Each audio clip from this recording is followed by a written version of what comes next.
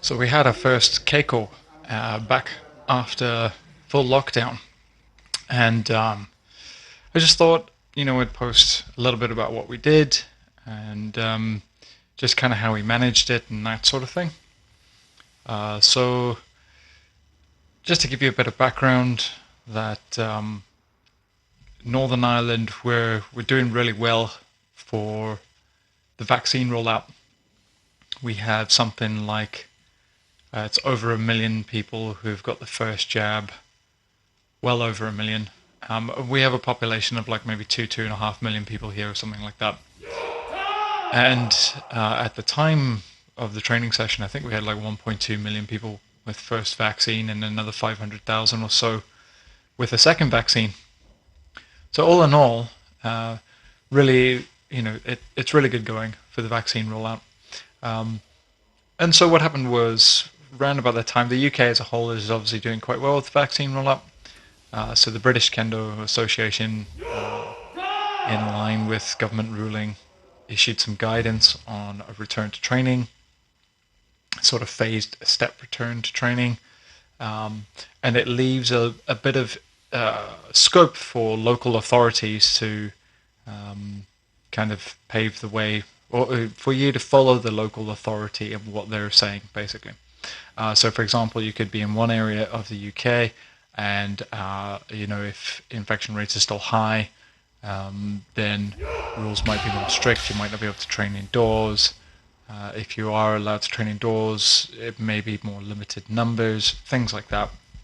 Where we are in Northern Ireland, our indoor return to training, once that happened, within about a week of us being allowed to return to training, we were in fact allowed to go back without masks about a week after the initial return to training. In our dojo, however, we discussed the various options and we decided to take a cautious approach, just because we've seen this before where people were kind of allowed to resume normal activities and then very shortly afterwards, infection rates spiked again, and obviously we went into second lockdown, that sort of thing, third lockdown. So we were very conscious that this isn't over yet. Plus, we had a few members that were, shall we say, a little bit nervous about return to training just at the minute, for the reasons I've just mentioned. And also, based on our first experience of training with the PPE, with the mask and the shield inside the men, plus the various other protocols that we have in place, we didn't really run into any problems for the most part with people in terms of like being able to breathe properly and things like that. It's not to say that we weren't affected at all, but we could still do quite a full and rigorous training based on our last experience. Now, things were a bit different back then because people were generally pretty kendo fit. This time we've had a 9-month break, 9 month going on 10-month break, and people are not kendo fit at all. So that's kind of where we're coming from at this point. So just to clarify, we're using masks, we're using visors when we use visors and masks in combination when we put the bogu on. We have a few other measures as well. So when you take your gear out, you set it on a towel. And the idea is that your bogu never actually touches the floor unless for some reason you were to get knocked over. But because there's no taitari allowed under the British Kendo Association guidance at the moment, the risk of you actually falling down is pretty low with your armor on. So yeah, generally we're trying to make sure that people's armor doesn't really touch the floor, people's shinai doesn't touch the floor, so that if somebody ends up with their hands touching the floor, there's less route for transmission that way. The idea is everything stays on your towel, and then when you finish up, it goes straight from your towel back to your bag. And then obviously pack the towel up, sanitize your hands on the way out. When you after you put your shoes on, sanitize those. People's shoes get stored in bags as well, so that there's no risk that somebody would touch, somebody else's socks, things like that. So that's kind of the broad strokes of some of the measures that we have in place. So anyway, we went ahead and we decided we'll start with Kendo no kata. It's a good way just to get people in the headspace of Kendo again. This particular practice is, for our dojo, is a relatively high level practice, which is not to say we're very high level, but there's 2 yondans in this practice and a sandan, so just the 3 of us. Whereas the rest of the dojo would be a lower rank than that. So for us, this would be a higher level practice. So what we decided to do, or what I decided to do since I was leading the training, was we decided to, do the Kendo no kata. With the people that were practicing, the focus was very much on semei, so the pressure and interaction in the kata. Just reminding ourselves, this is what we're here to do. Generate genuine opportunities, and obviously try to follow through with good form. So next we went ahead, this is now moving on to the kihon. So we just decided we'll start with some basic footwork. So here we're just doing 5-man strikes up and down the dojo.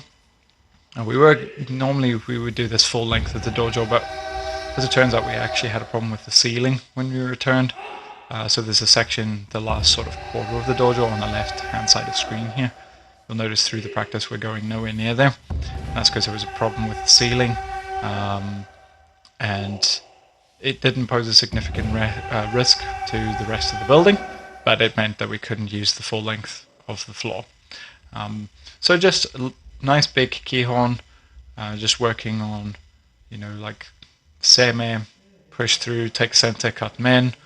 Same thing for kote men, just nidan waza. And this is something that's quite typical for us to do in our kihon, is kind of start with the larger forms and then move on and practice some of the smaller skills, the shorter cuts. So moving on here, I think that's what we do basically, is we start to just shift to the smaller waza. Everything in sets of 5. I didn't really want to push anyone too hard. I just wanted to kind of see where they were at. But one of the things I was really conscious of returning to training after everyone being away for so long was footwork. Everyone's been doing loads of suburi. People have been going on Zoom calls and things like that. And I had some concerns about that their footwork wouldn't be up to scratch. Neither would mine, for that matter. It's one of the main benefits you get from training with others in the dojo regularly, and so it turned out to be. So the first set of exercise with the larger cuts, really focusing on fumikiri, so just that driving off with the left leg, your back leg. The second group of exercises with the smaller cuts, the focus is very much on hiketsuke, picking up the back foot. Yeah, so fumikiri, driving off from that back foot. Yeah, so really like pushing the rest of your body forward. And then the second group of exercises is the hiketsuke, bringing the left foot up constantly. So when you do these small cuts, these men, or kote men, you really work on the control of your back leg and bringing your hips forward so that your left leg comes up back into kamae, ready for the next cut in the sequence. So it's a really, really important thing to practice both of those. And needless to say, everyone was pretty tired actually. By the time we finished this, you could hear a bit more exasperation, shall we say. I don't know if that's the right word, but people definitely sounded a little like they were breathing a little heavier than they might otherwise do on a normal night, if this is the amount of footwork that we had done. So I'm glad that I just kept it really basic. I didn't push people too hard. So next, again, because of Suburi, everyone typically just doing very big large cuts. My concern was that people would, particularly without guidance, so a lot of people were kind of forming their own groups, and you didn't have like high level sensei there who were 6th, 7th, 8th dan, that sort of thing. Now, don't get me wrong, within the British Kendo Association, there were some groups going on that were led by senior teachers, and I'm sure they were very good. I didn't get to any of them, mainly just because of other commitments. I've been changing jobs and all that sort of thing. Yeah, so my concern was that people would just become very right-handed, very heavy with their large kihon. So in this portion here, we're focusing a lot on wrist work and just kind of shortening things down, refocusing attention on the left hand, particularly the left wrist, the left fingers. Use of the fingers, I think, is something that's probably not talked about enough, in my opinion. People often refer to the wrists in Tenuchi, but very seldom to the sort of finger movement, the rolling and extension of the fingers in the grip, in order to keep things relaxed, but also have sharpness to the cut. So we spent a bit of time here just doing a bit of wrist work. Also, you'll notice we did this sort of jumping suburi, and that's really just for kamae more than anything else. Also helps keep your shoulders relaxed, keeps your posture really upright. It's a good control exercise. Obviously, we moved on to waza. It's something that Andy Fisher, that people would know from, Kendo Star and the Kendo Show. I went to a seminar. Actually, it was where I passed my 4th dan, and he was teaching some approaches to tackle door. And one of the things he talked about was cutting from kind of in front of your body and not lifting, because you don't have time. So instead of using your arm to generate the power, you can stay much more relaxed if you cut from in front of your body and you use your hips to drive into the motion. You can hear about him talking about this in some of his videos.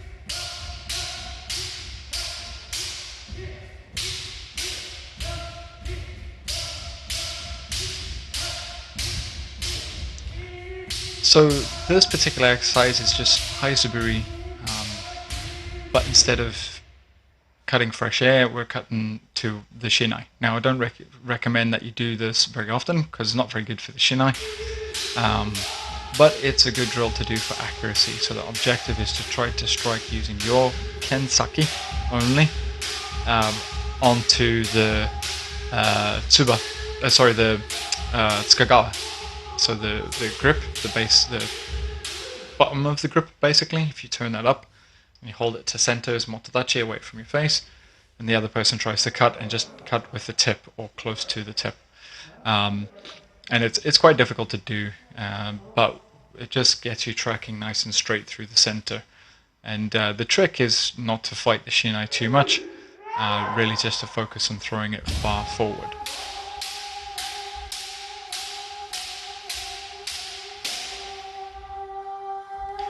Next we go ahead, we move on to kirikaeshi, and as I said, this maybe looks a bit quicker than some people would do it, and that's because, again, this practice is a 3rd dan and 2 4th dans. Bearing in mind the British Kendo Association's guidelines as well, we are not practicing the clash, the taitani, which would normally be the sort of standard BKA method. for kirikaishi. But again, since it's third dan and above, it's not a prerequisite.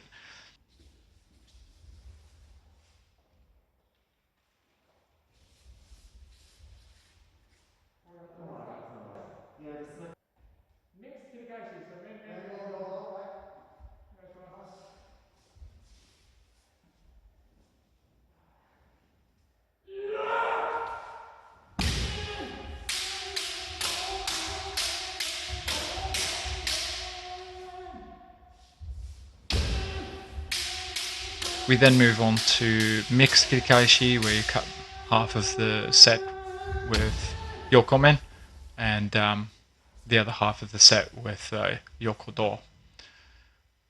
And again, it's really good for your posture and for your wrist work and your finger work. So again, a bit of a focus on the wrists and the fingers. And an interesting thing to note is by the time we got to this portion of the session, obviously being motodachi for both my dojo mates here, what I noticed was there absolutely was a heavy-handed kind of tendency to that kind of, the showmen, the main straight men at the beginning, the middle, and the end of kirikaishi. Each time I got struck, it was a bit on the heavy side. I'm not going to obviously say who, but to put it this way, there was a tendency, and the chances are that I was probably doing it myself. They didn't say that to me, but I figure if it's common enough through both of them in different techniques, which I'll mention later. One of them, it was men, the other person it was more with their kote strikes. But in the kirikaishi I noticed the men first. And so what I suspected would happen with loads of saburi did turn out to happen. So here we move on to just 5 men strikes. And the guidance I gave for how to go about executing them was just to focus on the interaction, the connection, and the kind of seme. So the idea was to try to make each cut, the timing and the distance unique, and to have it be that motodachi would kind of let it build naturally from allowing that kind of really far distance kind of men where you use loads of sutemi and you just throw everything away and cut with kind of no regard for your own safety. But then there would be moments where you would kind of come deeper, and motodachi wouldn't give away the opening quite so easily. So it was almost be borderline enough pressure where you would go, right, if we get any closer, I'm going to ski you. And I believe those two techniques are very closely linked, ski and men. So I think it's a nice concept to practice this kind of keeping your composure, even if you get to a slightly closer mai. It's something I find that in more kind of junior level kendo, they're very afraid of this because they try to cut from the textbook distance all the time. Whereas sometimes I like to vary it a bit like this and get people thinking about, be prepared to do different strategies with your men. I think strategies is a good way to talk about it. But I wouldn't do it in normal practice with just anyone. It's specifically because we had the group of people that were there on the night that it was appropriate. And then we moved on and did the exact same thing, but kote men. But this time, so one of the things I picked up from kote practice is one of the chaps that I'm practicing with has a tendency to sort of cut diagonally. And it tends to happen because, so in the situation of like debana kote, he tries to catch you with your hand further up. Whereas I think it's better to try to catch somebody. The earlier you can catch the kote in a debana kote, the better. So what I did was I suggested that in order to work on this, cut straight, and when you go for the kote men, be prepared for it to be an otoshi, like almost like uchi otoshi, but not so hard. So you go for the kote, but if there's no opening, be prepared to basically strike the shinai down to open up the men. Don't always presume that the kote is going to just be open, and don't always presume it's going to pop up, and don't go around. Basically stick to your guns, keep the center line, cut it nice and straight, and you'll either score more kote or you'll open more men, and mostly you'll probably just do a combination of those two, and just it'll be better all round. Because coming in like this at the angle when it's really high up, it always looks like you're late and you're behind the attack, if that makes sense. So we really just wanted to encourage that to just straighten up a bit, and also just encourage an earlier kote strike.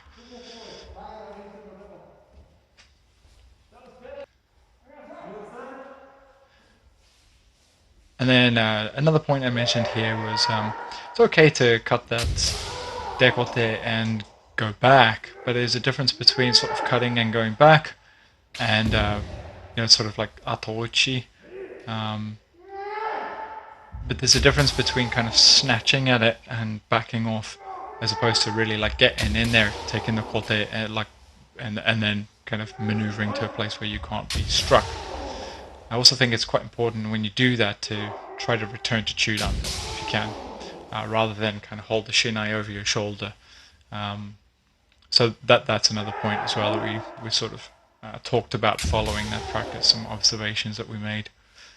So here we're just working on kaishido, so I thought we'll do a couple of shikake waza and then we'll do some oji waza.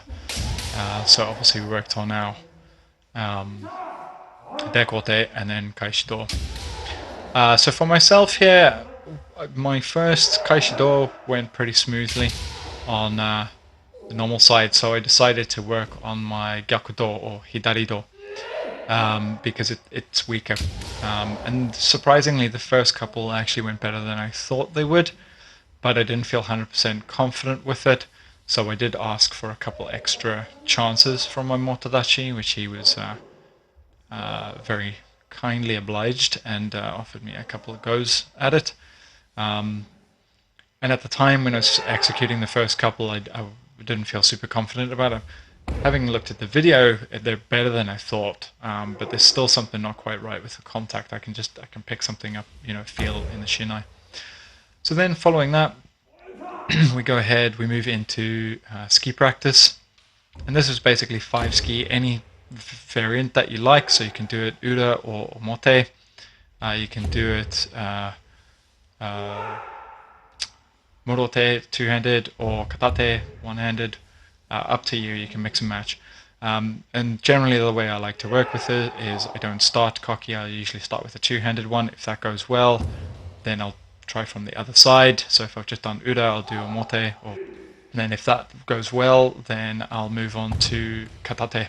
And my katate ski on this particular occasion, not particularly great. I think I managed to get 1 or 2 in that were half decent, but you need a accommodating motodachi will hold center quite well for it. It's a good technique just to kind of guide it in along the shinai. But that being said, just rusty, out of practice. We all missed a couple, put it that way. But nice to get practicing it again. And then after that, we just moved on to uchikomi keiko. Under the current guidelines, we're not allowed to do gagari keiko, again because of the taitari, because of the clashing. So we refrained from doing that. So we just decided some nice big clean uchikomi keiko. And again, as a motodachi, I try to emphasize a bit of seme. So you'll see whenever I receive, I step in to try to generate a bit of pressure to kakarite. Ideally, I like them to do that as well. So I'd expect that when they turn around, they make an effort to make a bit of seme. That's ideally. This particular occasion, obviously, it's just about dusting the cobwebs off. So I wasn't, setting my expectations too high for any of that sort of stuff. But it doesn't stop me trying to practice it myself. I always try to give my aite the most realistic practice that I can facilitate as a motodachi. And then lastly, we move on to keiko. So we just had a 3-minute keiko, and then a call for ippon shobu towards the end. So like the final minute would be ippon shobu. So the person who's taking the turn out, they would time it roughly, and they would shout when it's an ippon. When it's ippon shobu, they can award the ippon when they're out, so they can shout if they think that it's an ippon. But because it's myself and the other person who's yondan, the other fourth dan in the dojo, it's the two of us practicing here. So we can also decide amongst ourselves whether we think there was an ippon. And we'll generally only do that like if it's unanimous, if both people think that's the case. So anyway, so we go ahead here and do Naji Keiko. So just to give you a bit of background about what I was working on, I'm at the sort of point now where I've been given some guidance as to where to take my practice in my kind of progression towards your Godan, 5th Dan. And I think generally, like in terms of the guidance from my sensei is that generally speaking, in terms of like recognizing opportunities, generating opportunities, I'm pretty comfortable with that now. For my level, and basically I'd like to see a bit more patience in my Kendo. So the way I've interpreted that and the basis I'm working on it is I'm trying to only cut when I think that there's clear openings, rather than sort of chasing ghosts. And I still have a long way to go with it. I've got a couple of years before I'm eligible again. So this is something that, where first session back, this was pretty tough. I didn't do too great at it. I had some good moments, but up till now, in the keiko, there hasn't been a clear opportunity. Everything's been a little bit like on the fence as to whether it was an opportunity or not. So here we've had the call now for ippon shobu. So you'll see my pacing changes a little bit. Everything gets a bit more jumpy, a bit more proactive, as it always does when you're fighting for ippon. But the person I'm fencing against is very proactive. He's a couple of years younger than me. He's a little bit taller than me, so he's got really good reach. And he's very strong footwork, a lot of attacking spirit in his kendo, always comes forward, kind of, really, strong kendo, put it that way. Really proactive, like I said. And so you've got to stay on your feet with him. So that's why I've picked up the pace. Now that there's a call for ippon, I've picked up the pace. Now, generally, I feel that when I fence him, my strongest asset is my control of center. And that's what I decided I was going to focus on.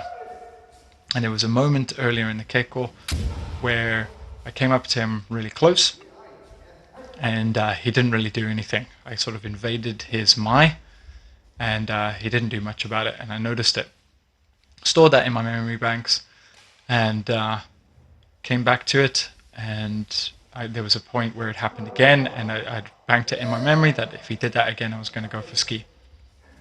And I've never really landed a ski for an ippon before. So I did it. Personally, I didn't really rate it as ippon. I would have preferred to get a more positive contact on the ago. But the other two guys felt that it was ippon, and we were running out of time. So I thought, okay, well, we'll call it there. It's not for me to argue with them or anything like that. In my head, though, I know that, ideally from myself, I'd like to see a stronger ski waza, bring my hips forward a bit more into the attack. And so that's it. That was the entire session, and really good to be back. We were all pretty tired after this. I know I had some aches and pains after this, and overall positive experience, and looking forward to more. So that's what we did, and I'll leave it at that. Thanks very much. See you again next time.